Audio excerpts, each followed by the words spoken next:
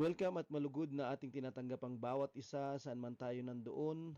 Sa sandaling ito ay hayaan nating tayo'y abutin ng kamay ng Panginoon, ng kanyang kapangyarihan, ng kanyang pagbibigay, ng kanyang pagpuno, ng kanyang pagpapala, ng kanyang pagdiligtas at anong pamang ating mga kalagayan, kakulangan, kasalatan, pangangailangan ay humingi tayo ng pagpuno ng ating Panginoon. Sa pagsisimula ng ating Big Size Talk ay ating inaanyayahan ng lahat na magkaroon ng pagtuon sa ating pag-uusapan. Bintahe, lamang ang nakakaalam ng pamamaraan ng kaaway. At ang pag-uusapan natin ay isang napakahalaga, subalit napaka-basic. Ito ay panimula na mga leksyon o aralin tungkol sa ating paglalakad at paglilingkod. Pwede itong maging personal sa atin, pero kinakailangan nating magkaroon ng advantage or edge lamang o bintahe. Bakit mahalaga ito? Lalong-lalo na sa ating paglalakad at paglilingkod dahil merong kaaway ang ating paglalakad, ang ating kaligtasan. Merong kaaway ang ating paglilingkod. Merong kompetensya at mahigpit. Merong kompetensya at ito ay deadly. At syempre, sa rules of engagement ay lamang talaga yung kung alam natin ang moves ng magiging gagawin o mga balakin o plano ng ating katunggali o kaaway. Yun yung ating bintahe. At walang pinagkaiba yan sa ating kaligtasan at pagpapatuloy dito. Sa 1 Peter 5 verse 8, sabi dito ni Pedro, humanda kayo at mag-ingat dahil ang kaaway ninyong si Satanas ay umaali-aligid na parang liyong umaatungal at naghahanap ng malalapa niya. At sinabi niya sa atin na tayo'y maghanda, mag-ingat. Okay, hindi lamang tayo mag-ingat, subalit handa tayo sa anumang pwedeng mangyari.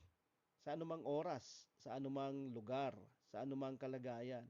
Dahil nga, meron tayong kaaway, si Satanas, the enemy. Ang Satanas ay hindi pangalan, ito ay kalagayan. Ito ay, ang ibig sabihin nito ay enemy. Ganon din yung salitang diablo, enemy din yon. So, ang Satanas ay kaaway at ang pangalan niya ay si Lucifer. Ito yung kanyang pangalan sa Isaiah chapter 14. Yun yung pangalan niya doon. So, meron tayong kaaway. Hindi tayo free of enemies. At meron. At dahil kaaway natin siya at marami siyang kasama, ay marami tayong kaaway. Kaya lang masyadong kawawa yung representation ng kaaway na ito sa atin. Kasi tayo lumaki na nag-iisip na ganito ang itsura ng kaaway natin. Siyempre, nakakatakot talaga ang kaaway na ito. Pero ganito ba talaga ang itsura ni Satanas? Kung ang sinasabi ng Biblia ay siya ay anghel ng liwanag nung unang panahon, nasa kaliwanagan siya. At paano makakadaya? Paano makakapandaya yung ganitong itsura kung sakali? So, pwede siyang mag-itsurang ganito, of course.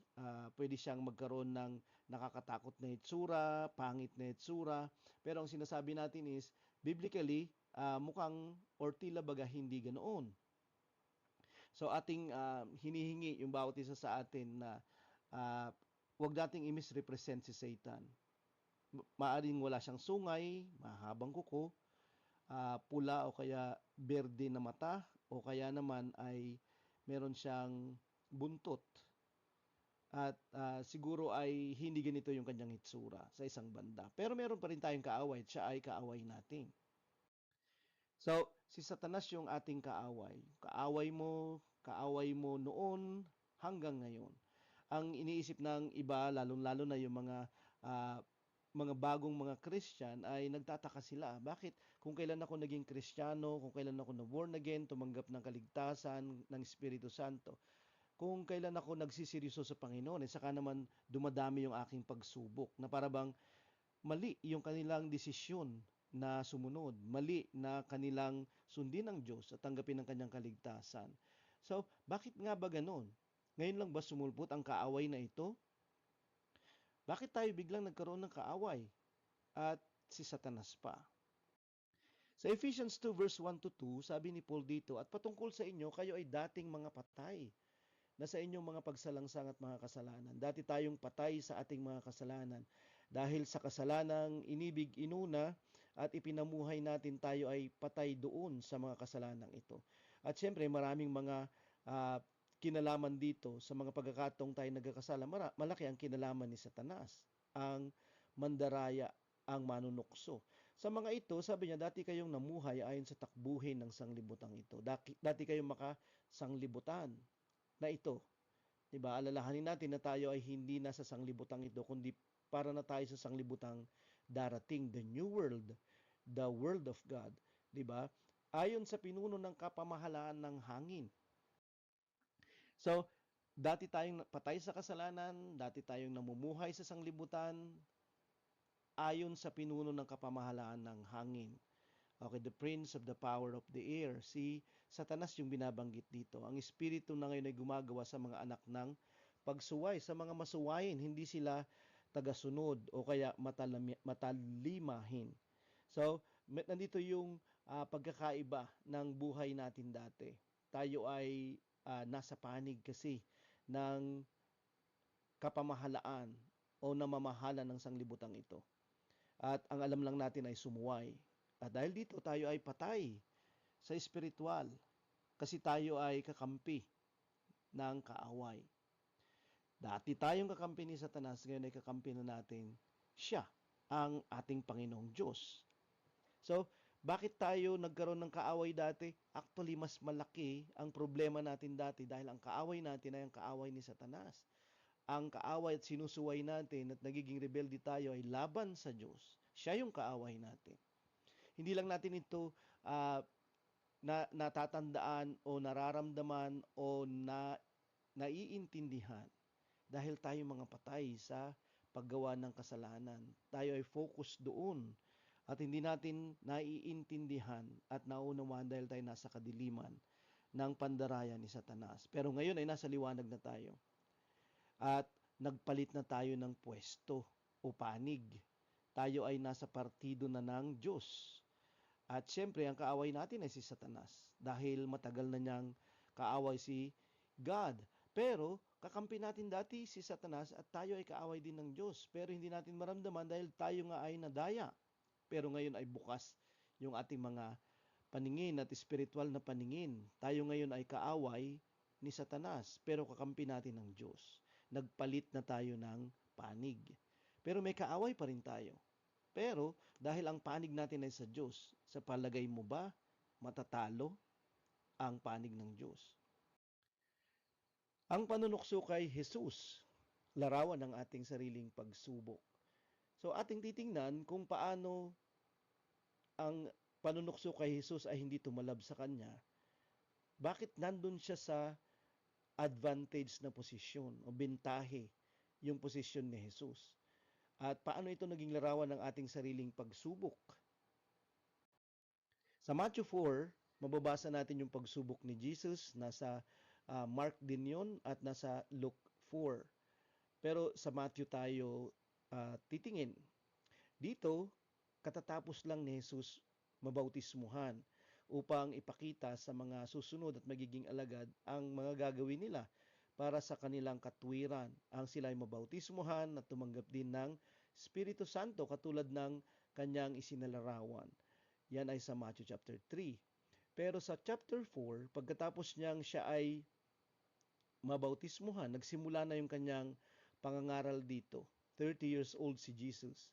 Dahil yun yung hudyat ng pagiging guro sa mga Hudyo nung unang panahon. Dapat 30 anyos ka ayon sa Leviticus.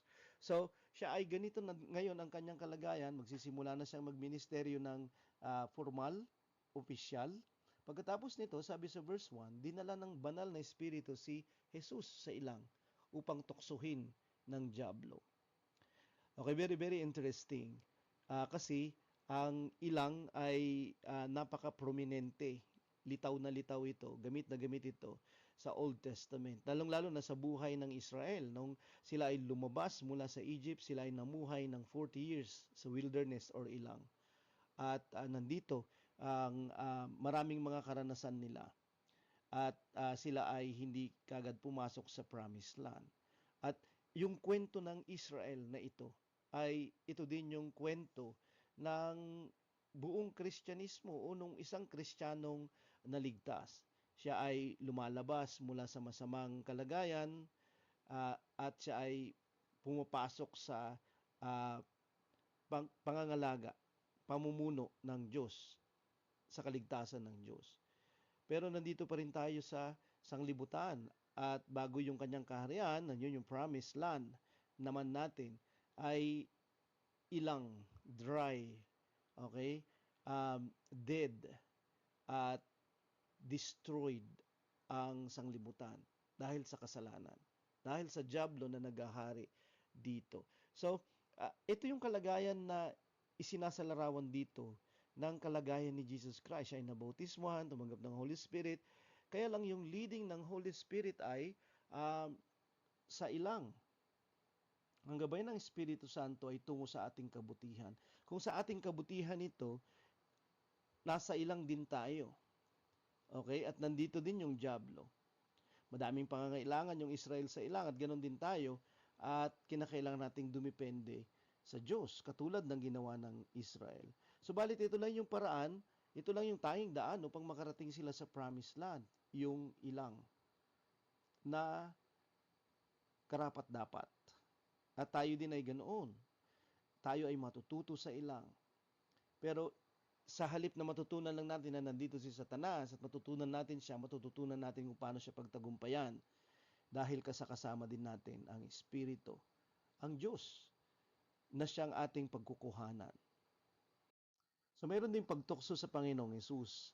Siyempre, hindi naman nangangahulugan na dito lang nagsimula na siya ay tuksuhin. Actually, nung kakapanganak pa lang niya, inumpisahan na ng dyablo na siya ay sirain o puksain.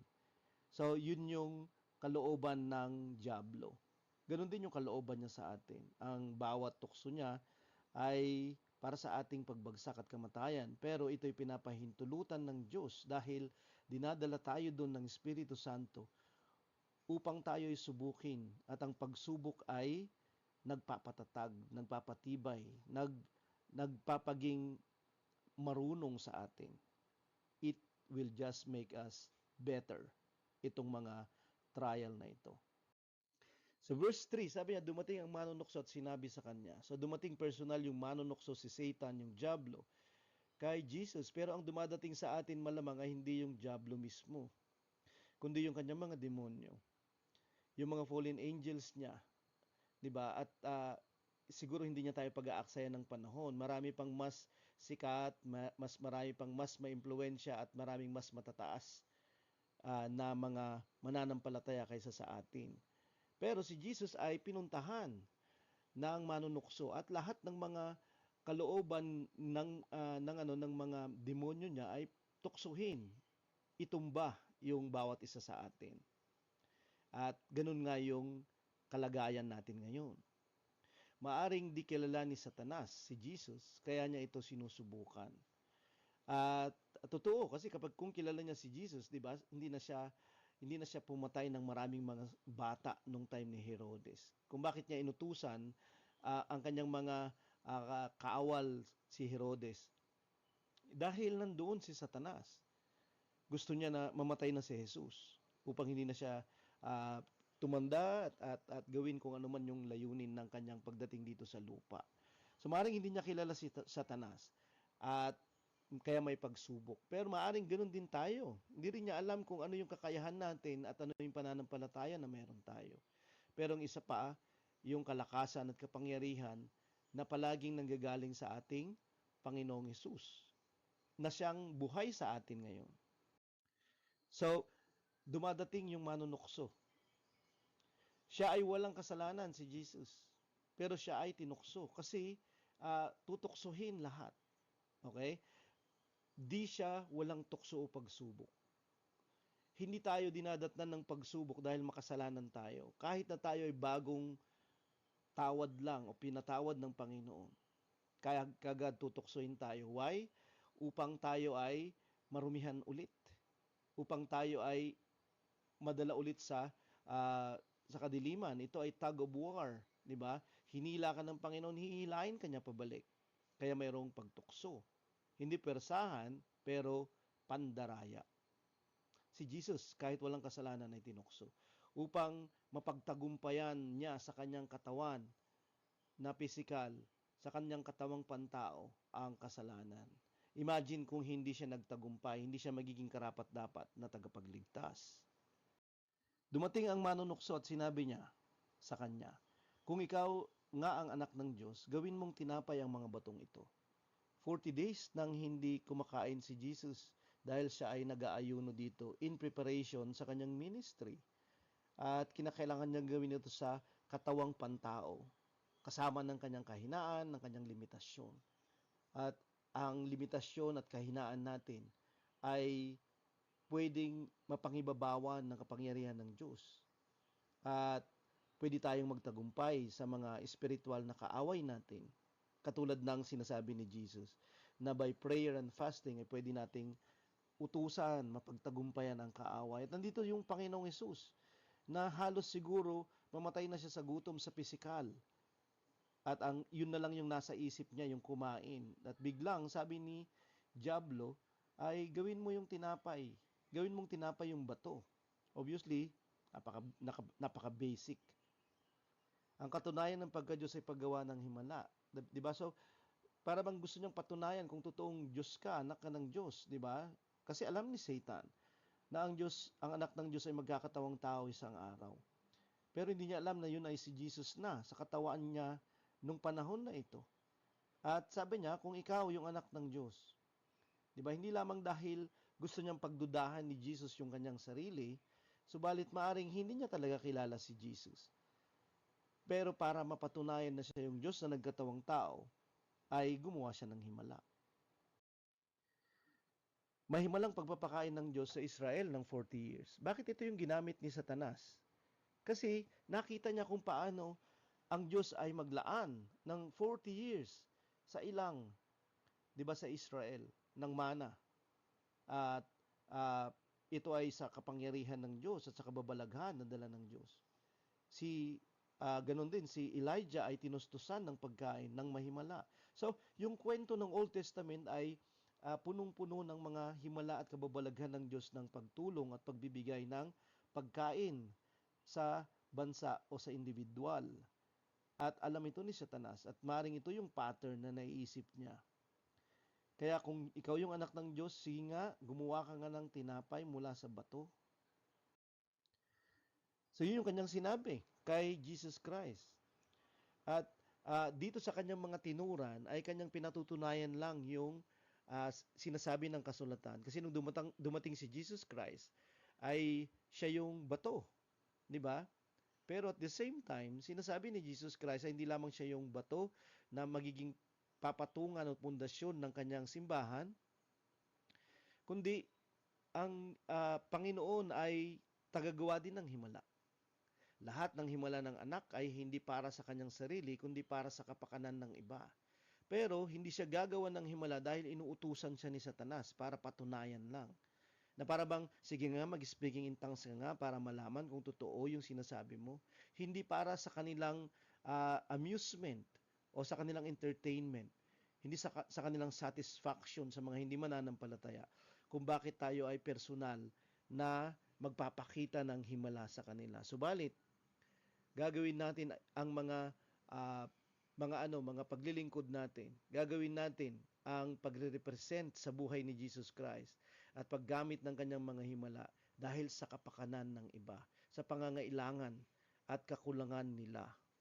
Lahat ng himala ng anak ay hindi para sa kanyang sarili, kundi para sa kapakanan ng iba. Totoo, si Jesus Christ dito ay nagugutom na at maaring siya ay halos mahimatay na sa gutom kasi siya ay tao din. May limitasyon at may kahinaan. Pero hindi niya gagawin na ang himala ay gagawin niya para sa kanyang sarili. Mahimalang nagpakain si Jesus ng libu-libong Hudyo dahil siya din ang Diyos ni Moses. Inulit ni Jesus Christ yung pagpapakain ng libo-libo, katulad lang ng 40 years sa ilang, sa milyon na mga Hudyo doon. Uh, sa New Testament, siya ay nagpakain din ng 5,000 and then 4,000 or more. Diba? So, magpapakain din si Jesus Christ. Kasi sinabi niya sa John chapter 6 na uh, ang kinain ng mga tao nung time ni Moses ay nagutom pa rin sila. Pero siya yung bread from heaven. Na kapag kumain tayo sa kanya ay hindi na tayo magugutom pa. Eternal yung kanyang dadalhin. Pero upang maniwala yung mga Hudyo dito na hindi na nananampalataya sa Diyos, ay nagpakain siya. Para sabihin sa mga Hudyo, hindi kay Satanas, na siya yung Diyos ni Moses sa Old Testament. Na siya yung Diyos na inaasahan nilang tagapagligtas nila. So, siya ay nagpakita pa rin ng himala. Hindi para sa kanyang sarili, hindi para sa kapakanan at entertainment ni Satan, o para masatisfy yung kanyang doubt about Him. Subalit para makatulong sa mga tao at para mapatunayan na ang Diyos ay sumasa mga tao. So sabi niya dito, ikaw, dumating ang manunukso at sabi niya, kung ikaw yung anak ng Diyos, gawin mong tinapay ang batong ito. At si Jesus Christ ay ang bato. Panulukang bato. At siya din yung tinapay ng buhay. Hindi na siya gagawa pa ng himala kasi siya yung himala. Ang pagsubok direkta sa ating pagiging anak ng Diyos. Pero dahil ito ay kwento din natin, ito ay larawan din ng ating pagsubok, yung panunukso kay Jesus, kaya tayo din from time to time ay sinusubukan sa ganitong paraan upang ating mapagdudahan na siya ba talaga ay ama natin? Tayo ba talaga ay kabilang sa pamilya ng Diyos? O bakit tayo nagkakaroon ng kasalatan? Bakit tayo may mga pangangailangan? Bakit tayo nagkukulang sa panapanahon? Ganito ba ang pagiging anak ng Diyos?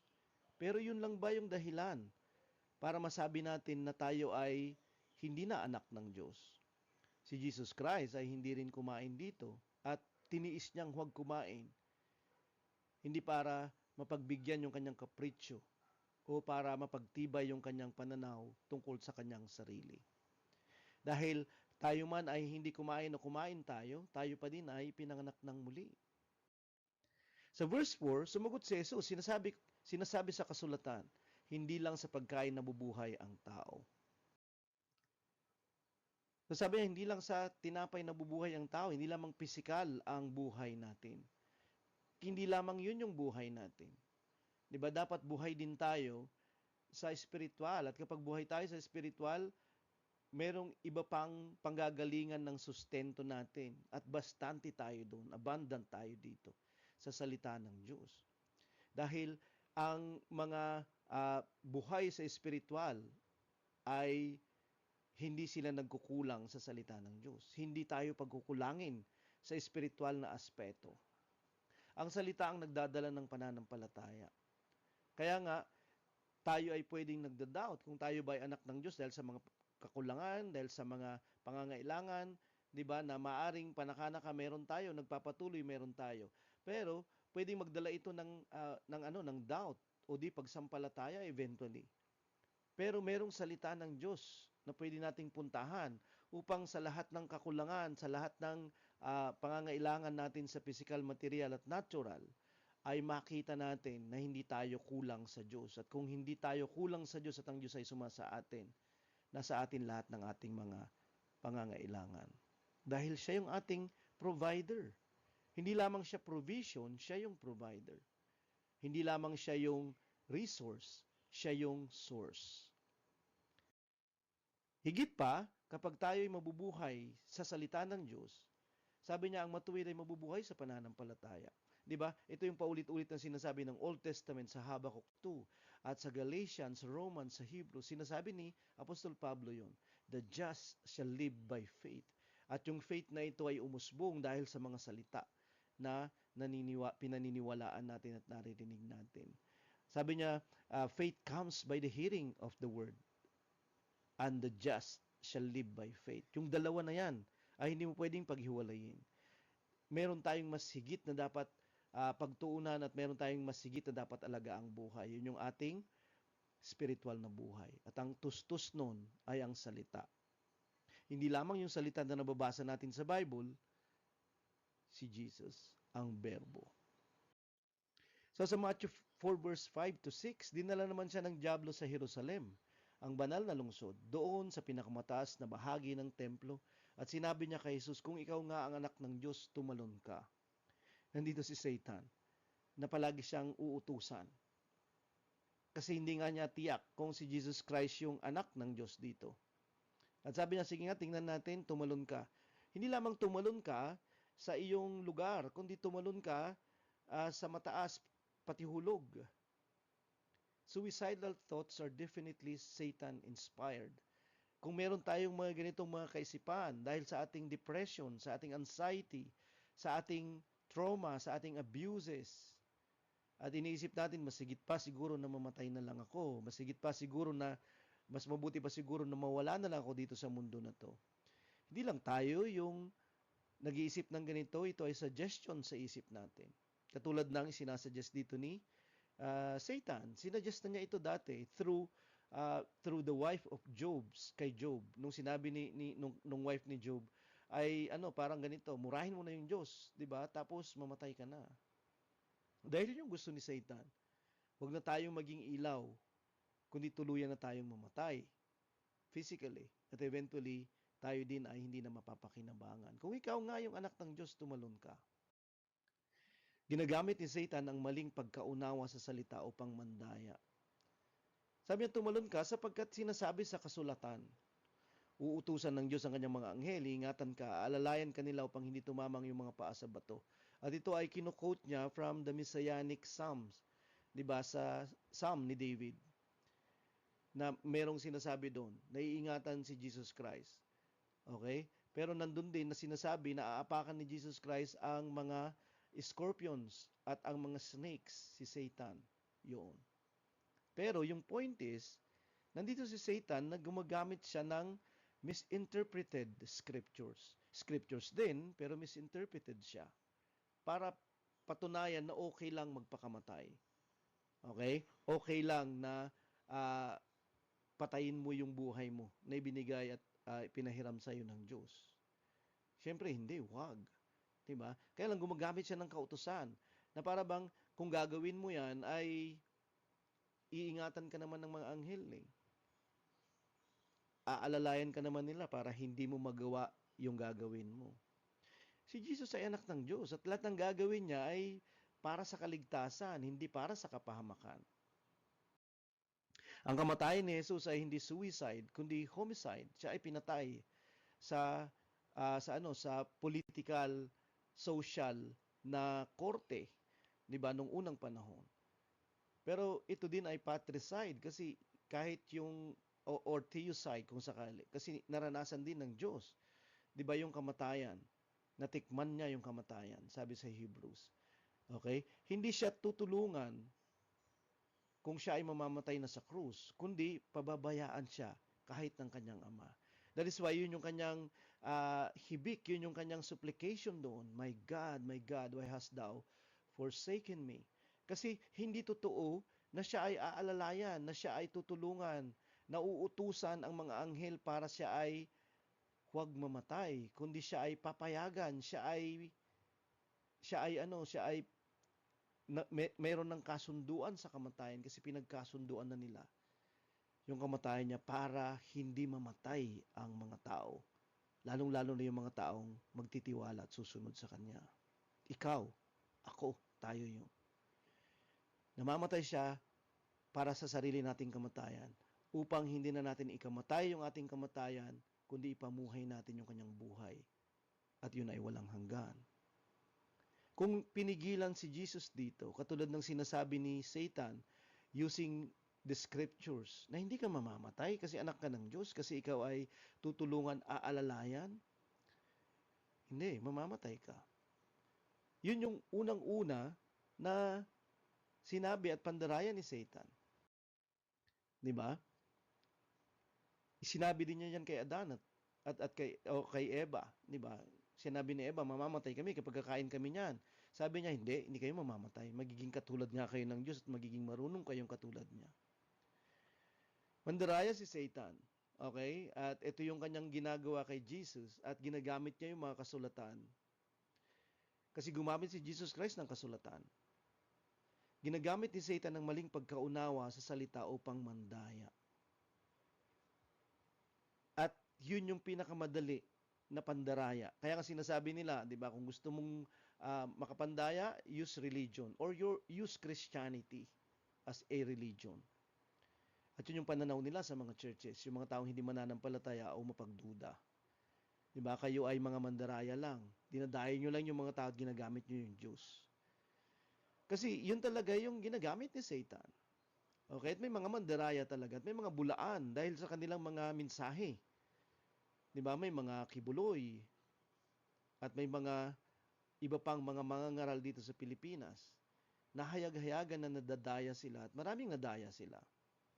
At masasabi mo ba na ito ay ginagabayan ng Diyos samantalang binabaluktot nila yung salita ng Diyos, pinagsasabong nila yung salita ng Diyos?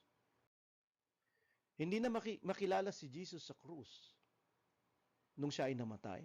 Siya yung katotohanan. Siya yung buhay. Siya yung salita ng Diyos. Hindi ipinapakilala ang kaligtasan ng maling kahulugan ng Biblia. Kasi dinidestroy din natin yung salita kapag mali yung pakahulugan natin. Misinterpretation not only destroys the meaning but destroys those who believe the misinterpreted meaning. Kasi fatal ito, 'di ba? Kasi dahil hindi nila nakilala si Jesus kaya siya ay pinatay nila. At ganun din yung gagawin nila sa Biblia. Okay, gagawin nila ito dahil hindi nila nakikilala na ito yung salita ng Diyos. Okay, at sa palagay nila, pwede nila itong interpret sa kanilang mga paraan at pwede nilang idikit sa kanilang mga sarili ang kahulugan ng Biblia. Diba? At kapag sila ay inintindi o kaya naman sila ay talagang pinag-aralan yung mga sinasabi nila, mali. Dahil ito ay may konteksto yung salita ng Diyos. Okay, so kaya nga iingatan natin yung pangangaral, iingatan natin yung pagbabasa at pag-aaral ng Biblia upang maingatan din natin yung mga nakikinig sa atin. Ipakilala natin si Jesus sa kanyang salita. Hindi yung Jesus na hindi kilala ang ipapakilala natin. So, sabi ni Jesus sa kanya, sinasabi sa kasulatan, huwag mong subukin ang Panginoon mong Diyos. Okay, so si Jesus ay namatay din, di ba? Eventually. Pero hindi sa paraan ni Satan, kundi sa paraan ng Diyos. Okay, hindi makakapagligtas kung siya ay tatalon at siya ay bubuhayin doon. Kasi siya ay mamamatay sa krus. At yun yung nakapadhana, tadhana na yun sa scriptures para sa kanya. Pero ang sabi ni Jesus kay Satan, di ba nasusulat, huwag mong subukin ang Panginoon mong Diyos. Don't tempt the Lord your God. Pwede ba nating i-tempt the Lord our God? Yes, pwede nating i-tempt the Lord our God. Kung tayo ay magiging padalos-dalos sa ating mga paglalakad at mga desisyon at iniisip natin na nandiyan naman yung Diyos at siya na yung bahala sa akin. Hindi. Kapag ang Diyos ay kapag ang Panginoon ay hindi siya iniintindi sa pamamagitan ng pag-intindi ng kanyang kalooban at tayo ay ura-urada gagawa, tayo ura-urada magdidesisyon at iisipin natin, God is bound to save me. God won't suffer me to die. 'Di ba? Hindi niya ako pababayaan na mahirapan, na mamatay, siya ay magliligtas. Pero alam naman natin na sa ating common sense na hindi natin dapat gawin yung ginagawa natin. Liligtas niya ako, 'di ba? Kasi meron siyang biyaya. Ililigtas niya ako kasi iniibig niya ako. Hindi. Ang kasalanan ay pumapatay. At yun ay offensive pa rin sa Diyos. Sinasabi natin kung love niya ako, siya ay magliligtas, siya ay magpo-provide. At ang iniisip lang natin na yung sarili natin at yung ating kapakanan. Okay? So, pwede nating nai-interpret yung God sa maling paraan. Hindi siya nandyan for us, we are here for Him. 'Di ba? So, ang ganitong mga kaisipan ay kapalaluan over God, pride over God. 'Di ba? Na iniisip na natin na pwede natin siyang utusan o pwede nating pilipitin yung kamay niya para masunod yung gusto natin. So kapag ganito yung ginagawa ng isang Christian, tinitempt tayo ni Satan to tempt God. Kasi iniisip natin, pwede nating puwersahin yung God na magbigay, puwersahin yung God na mag-provide, puwersahin yung God na mag-bless dahil sa mga kalooban natin o kagustuhan natin. No, God has a sovereign will. Meron siyang kalooban at siya yung magde-decide kung sakali. 'Di ba? Pero nandito si Satan na ginagamit niya yung word of God against God at pwede bang mangyari 'yon? Okay, kaya nga dapat intindihin natin yung salita ni God. So, hindi lamang yung suicidal thoughts are inspired by Satan, even yung maling doctrine based on wrong interpretation of the Bible ay may kinalaman si Satan dyan. Yun yung warning ni Apostle Paul sa 2 Corinthians 11 na dadating ulit si Satan upang dayain yung simbahan. Mayroong mga mangangaral ng ibang Jesus, ibang Holy Spirit na tinanggap at ibang gospel. So, yun yung kanyang gagawin. Pipilipitin niya, sisirain niya yung meaning ng scriptures. At therefore, kahit scriptures yung binabasa, yung meaning malina. At yun ay nakakamatay. So, sabi niya dito, sinasabi sa kasulatan, di ba? Samantalang sinabi ni Jesus Christ din, sinasabi din ng kasulatan. At nandito si Satan, pinagsasabong ng maling pag-intindi ng Bible ang verses ng Bible. Ito yung gusto niyang gawin natin. O paniwala natin yung Bible pero mali yung pagkaintindi upang hindi na magtutugma yung sinasabi ng Bible. At yung Bible na sa palagay natin hindi nagtutugma ay hindi siya karapat-dapat paniwalaan o asahan. 'Di ba? So, kaya nga dapat maingat tayo sa ating interpretation. Therefore, ng ating application of the Word of God.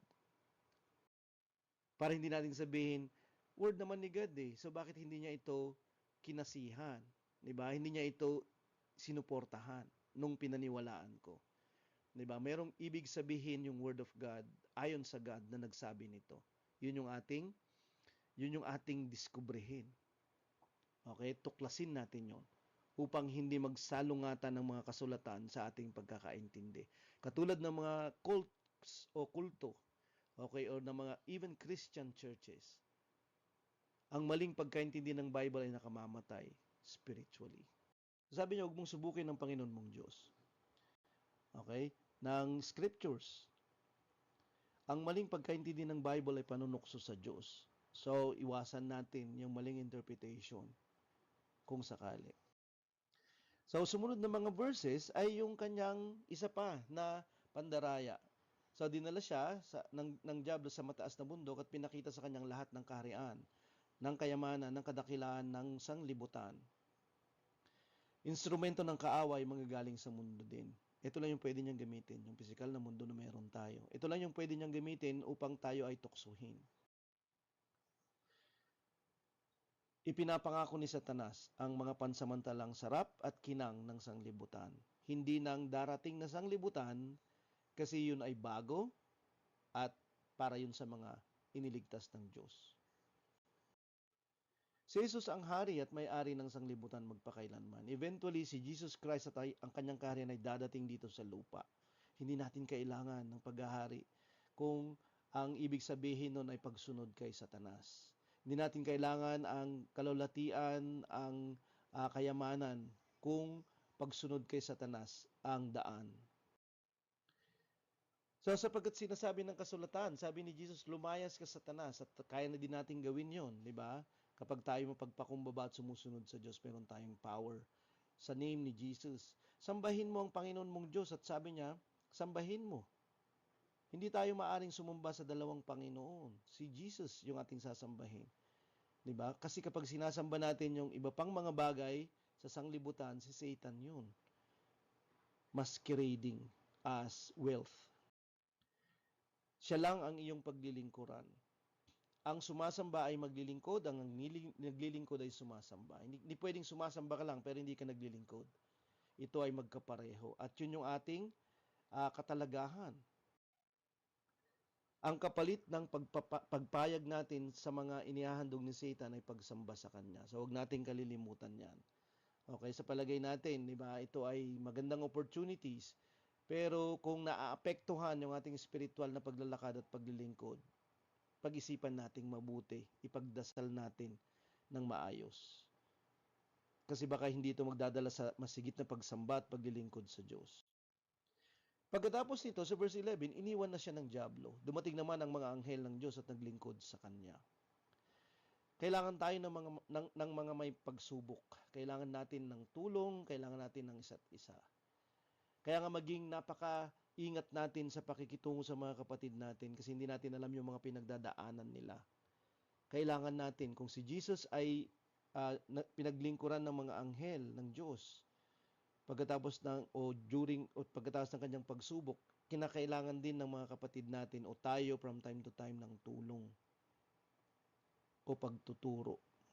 Kailangan natin ng isa't isa. Kailangan din tayo ng iba. Pagkatapos ito, iniwan na siya ng dyablo, sabi ng Bible. So, tumitigil, humuhupa, natatapos ang mga pagsubok. This too will pass, di ba? Ito ay matatapos din. Ang mabuti na ating pagtuunan ay hindi lamang yung pagsubok, kundi yung pagtawid sa pagsubok. Kasi ito ay titigil at huhupa at natatapos. Paano tayo tatawid? So sabi sa Luke 4 verse 13, matapos siyang tuksuhin, iniwan siya. So, hindi siya nagpapatuloy. 'Di ba? Siguro mayroong papalit pero meron pang sa ibang pagkakataon naman kasi pag-iisipan nila ulit yung gagawin nila sa atin. Paplanuhin ulit nila kung hindi nagtagumpay yung una kung sakali. Ganon si Satan kasi hindi naman siya Diyos na alam niya ang lahat at makapangyarihan siya sa lahat. Hindi siya Diyos. Kaya siya ay tumitigil. So, matapos siyang tuksoin ng dyablo sa lahat ng paraan, imagine, lahat ng paraan, tayo ay susubukin sa lahat ng paraan o aspeto ng buhay natin. Asahan natin ito, hindi natin ito maiiwasan. Ang paglalakad na walang pagsubok ay imposible. Ang paglalakad na walang pagtukso ay hindi kristyanong paglalakad o pamumuhay. Palaging meron. Kasi gagabayan tayo ng Diyos doon para sa ating kapakinabangan. Asahan natin ito at di natin ito may iwasan. Pero sa lahat ng ating paglalakad, kasama natin siya. So, iniwan siya at naghintay ng ibang pagkakataon si Satanas. Ang pagsubok ay nagpapatuloy habang nabubuhay tayo. Sa palagay natin tapos na siya, meron pa. Ibang panahon, ibang pagkakataon, ibang paraan. Ito yung ginagawa ni Satan. So, yan yung panunukso kay Jesus. Larawan siya ng ating sariling pagsubok. Ang pandaraya ng pagsubok at ang pagtatagumpay sa mga ito.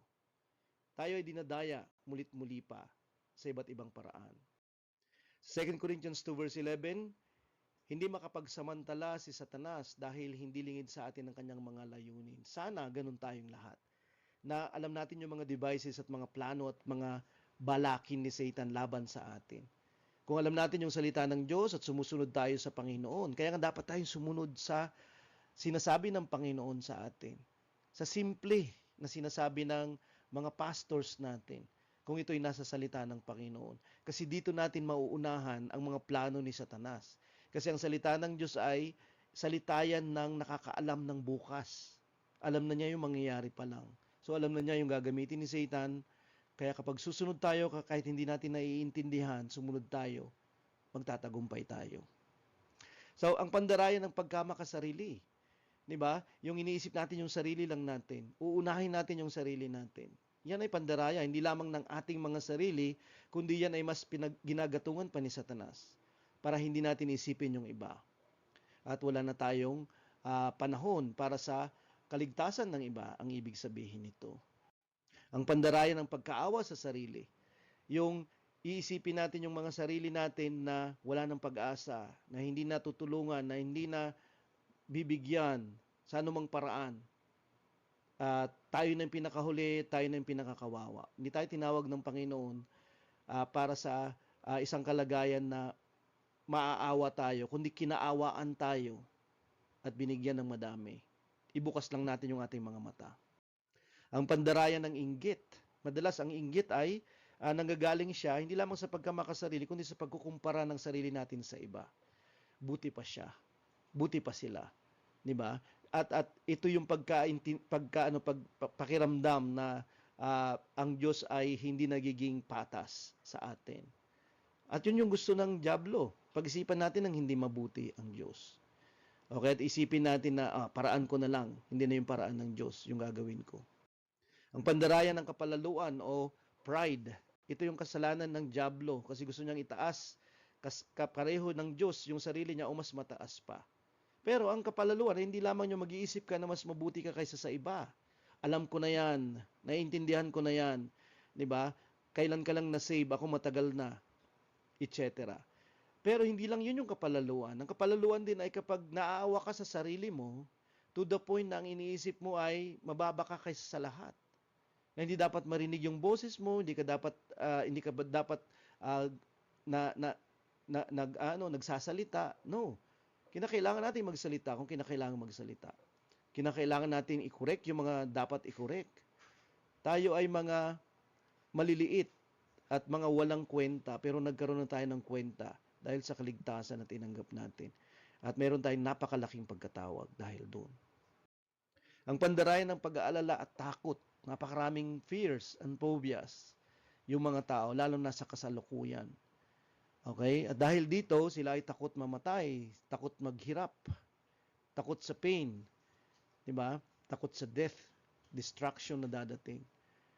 Pero huwag nating kalilimutan, anuman yung dumating, ay merong pagkabuhay muli. Merong resurrection, merong life again, hope again, joy again, merong love again kung nawawala din ito, or health again kung sakali. Pag-ibig ng Diyos yung nagpapawala ng takot. Dahil kung alam mong iniibig ka niya, lalaanan ka niya. At naglaan siya ng pinakamaganda, pinakamabuti, pinaka-the best. Ang pandarayan ng kawalang pag-asa at tulong, tayo yung mas tinulungan dahil tayo yung tumanggap ng kaligtasan. At kung tayo ay tinulungan na ng una, ano pa yung hindi niya pwedeng gawin para sa atin? Ang pandarayan na walang nag-aalala at nagmamahal sa iyo, of course not. 'Di ba? Ito yung nararamdaman ng mga depressed. Ito yung mga nararamdaman ng mga taong na trauma dahil sa mga abuses in the past. Mga iniwanan, kahit iniwanan sa ere. 'Di ba? May nagmamahal sa atin. Simbahan, si Jesus, si God. Ang pandarayan na ang Diyos ang kaaway. Hindi, tayo ay merong giyera pero nasa panig tayo ng Diyos. At if God is for us, who can be against us? Ang pandarayan ang pinakamabuti ay ngayon. Of course, may provision si Lord ngayon, may pagpapala siya, may kaligtasan, protection, etc. Pero the best is yet to come. Eternity with Him is better than multiple life on earth. Kahit nakasama na natin siya dito kung sakali. So sabi kanina sa pinagsimulan natin, ang kaaway ninyong si Satanas ay umaali-aligid, hindi siya malayo at naghahanap siya kasi hindi lahat ay kaya niya. Kundi yung mga tupa na humihiwalay, yung mga tupa na mahihina, may sakit, yung mga tupa na nalilingat, yun yung pwede niyang lapain. Sa Ephesians 6 verse 12, hindi physical ang ating kaaway, pero gumagamit siya ng physical, material, at iba pa dito sa mundong ito laban sa atin. So yan yung pandarayan ng pagsubok at ang pagtatagumpay sa mga ito. Okay? Nasusulat na si Jesus. Layunin ng pagsubok. Ano ang layunin ng pagsubok? Panghuli na. Okay, ano ang layunin ng pagsubok? So, patatagin ninyo ang inyong pananampalataya sa Diyos, sabi ni Peter nung sinabi niya may kalaban kayo. Pag matatag yung pananampalataya, malalabanan natin si Satanas. Okay? At isipin nyo din, meron pa kayong ibang mga kapatid na naghihirap din, hindi lang kayo. Ibig sabihin, kapag napagtagumpayan natin si Satanas, ay pwede nating ikwento sa mga kapatid natin at pwede silang makakuha ng paraan para makapagtagumpay din. Ang karanasan ay guro dahil sa kaalamang dinadala nito. Tinuturuan niya tayo ng kaalaman, ng karunungan. Hindi lamang para sa mga sarili natin, kundi para sa iba naman. Sabi ni Jesus kay Peter, Simon, makinig kang mabuti. Please insert your name. Okay? Gawin mong Eugene yan, makinig kang mabuti. Humingi ng pahintulot si Satanas sa Diyos na subukin niya kayong lahat. So, may pahintulot ang Diyos. Pero hindi nangangahulugan na siya yung pinanggagalingan ng tukso o kahirapan natin. Si Satanas yung pinanggagalingan. Okay? Pero ito'y pagsubok sa atin. Tayong lahat ay susubukin. May go signal sa Diyos ang pagsubok natin na nararanasan at mararanasan pa. Pero alam din niya yung way out. Tulad ng pag-alis ng ipa sa mga trigo, di ba? Ang mga pagsubok ay mahirap. Okay, pero ang lumalapit at kumakapit, hindi mahihiwalay. Closeness to Jesus, di ba? Yung ating intimacy sa Kanya, sa ating prayer, sa ating worship, sa Kanyang katawan, sa fellowship niya, sa prayer, praise, worship, and fellowship, sa Kanyang word. Yun yung hindi magpapahiwalay sa atin, kundi mas lalo tayong ikakabit kay Jesus. Pero sabi niya, nanalangin ako na huwag kang manghina ang inyong pananampalataya. Okay? Susubukin tayong lahat. Ang sikreto, magpalakas yung pananampalataya natin. Siyempre, palakasin natin siya kung wala pang bagyo. Palakasin natin siya pag wala pang pananampalataya. Mag-pray na tayo. Mag-aral ng salita ng Diyos. Makipag-fellowship sa mga kapatid at matuto tayo sa kanilang experiences. Humingi tayo ng mga prayers nila. Walang magagawa ang maningas na panalangin para sa atin kung mahina naman ang ating kapit, yung ating pagtitiwala at pananampalataya. Panghuli, kapag nagbalik loob ka na, ito yung dahilan ng pagsubok. Palakasin mo ang pananampalataya ng iyong mga kapatid. Nandito tayo para sa isa't isa. Ano man yung nangyayari sa atin makakaapekto sa iba, ang tagumpay natin pwedeng maging kalakasan nila. Tayo ay nandito para sa pagpapala ng lahat, para sa kanilang ministry, para sa kanilang pagtatagumpay hanggang dulo. Malaki ang inaasahan mula sa mga sinubukan na. Kasi tayo ay aasahan na maglingkod. Kaya meron kang magagawa. Kahit na sinubukan ka, sa palagay mo bumagsak ka, pero ngayon ay tumayo ka na, meron ka pa ring utang na paglilingkod. Mas marunong mag-alaga ang mga sinubukan na dahil sa wisdom ng kanilang karanasan. Sa isang banda. Okay, dahil sa kanilang karanasan. Alam na nila kung anong sasabihin, alam nila kung ano ang gagawin sa isang banda. Dahil susubukan tayong lahat, kaya tayo ay inaasahang maglingkod para sa lahat. Ito yung gagawin sa atin ng mga pagsubok at panunokso ni Satanas. O totoong mahirap sila, o totoong sila ay pwedeng magpatumba sa atin o pwedeng magpatigil pa nga sa atin. Pero merong pangako ng pagtatagumpay. So yan yung bintahe, lamang ang nakakaalam ng pamamaraan ng kaaway at nakakaalam sa pamamaraan ng Diyos. Magandang gabi po sa ating lahat. Mahabang talk, pero nawa ay pagpalain tayo ng lahat ng ito. God bless po.